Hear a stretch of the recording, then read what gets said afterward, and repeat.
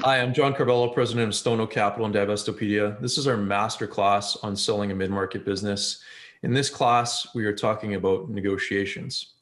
As always, I'm joined by my peer of world-class investment banking experts, Michael Carter, managing partner at Carter, Morse & Goodrich in Southport, Connecticut, Simon Davies, managing director at Spectrum Corporate Finance in the UK, and Bill Snow, managing director at Jordan Knopf & Company in Chicago, Illinois. Michael, I'll start with you. So the investment banker will normally lead the negotiations, but oftentimes the lawyers and even your clients are involved in discussions that involve negotiating terms. So how does the investment banker coordinate all of these different parties? And also, do you find that the negotiations switch from the investment banker to the lawyer when it goes from the LOI to the purchase and sale agreement? So quick yes to the last one. I would say that if I had a line, it would be the investment banker should be negotiating the business points and the lawyer should be negotiating the legal points. That doesn't always happen. But the one thing that's very important is the coordination of the two. So very often the lawyer may be harping on an issue, and it's very, very important for the investment banker to tell that lawyer, listen, it's a non-issue, give it up. It's just not, or just the opposite. This is a critical issue. We're in quicksand here. You've got to be very, very careful how you negotiate. So I think the relationship that they have is very important. It should be a good relationship. It should be an open relationship, and in some cases there are mutual negotiations. But in general, I think the business points, especially the important ones that we highlight in the beginning and here are important, are the ones that the investment bankers should handle. Simon, could you add to that? Just around coordination of all these different people that have potential negotiating discussions. How do you coordinate all that? Well, we will do it by trying to be at every call, every meeting, and be involved in that. Let the lawyers negotiate with lawyers. Don't let them anywhere near the principals. They can build up an issues list, and if they can't, sort them out between each other as lawyers, then we will take that and we will negotiate that direct. But it's a key commercial points.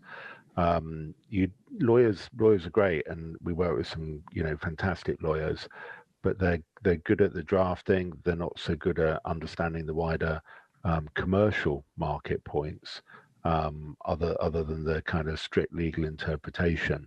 And they can worry clients out of a deal if you're not careful, if you don't get the right lawyers on side. So try and keep them just to negotiating the legal terms and bring it to a point where you can then deal with the main commercial terms, as Michael said, and get involved. But in terms of the other areas, it's just very strong project management. It's being on the calls, so you pick up and understand early where the issues are and where they're going, and how you can either block them or divert them. And that's a key aspect of the investment banker. Bill, can you add to this? Just kind of coordinating lawyers, vendors, everybody? Absolutely, yes. I completely agree with Simon and Michael. Investment bankers should do the business terms. The lawyers should do the legal terms. One of the things that I always look for, and when we've worked with some great lawyers over the years, is they understand that. And the lawyers are going to send their drafts, their red lines back and forth. And so when you have a good lawyer, maybe you start with 50 points of contention that the lawyers have, and they send it back, and now it has 30. And then they have a conversation and they send it back and they're down to 12. In my mind, as long as those lawyers, even if it takes them 3, 4, 5, 6 iterations, they're winnowing down those open issues, they're making headway. And invariably what will happen is they'll get down to 2, 3, 4, 5 issues that are maybe more business oriented. And then that's where we can get back involved, and we're staying on top and we're staying abreast of the situation. The caution I always tell people is, I call this term red line ping pong, where you have the lawyers mark up one red line, they send it back to the other side takes out all those red lines, and they bat it back and forth, and no progress is made except for a lot of billing is going on. So be careful about red line ping pong when you're working on these transactions. And get them to pick up the phone. They can achieve so much more in a phone call rather than the ping pong. Agreed, Simon. And I think the worst lawyer is a lawyer that thinks he can be a corporate financier, because he's making the decisions and negotiating without going back to his client.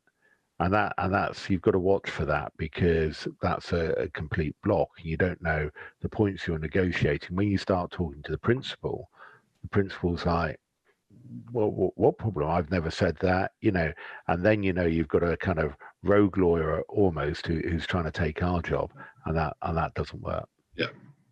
Yeah, I found a lot of success when it's a team effort, right? Where the lawyer, myself, and my client all work together, and we understand like the big issues, understand how and where we want to land on a negotiation.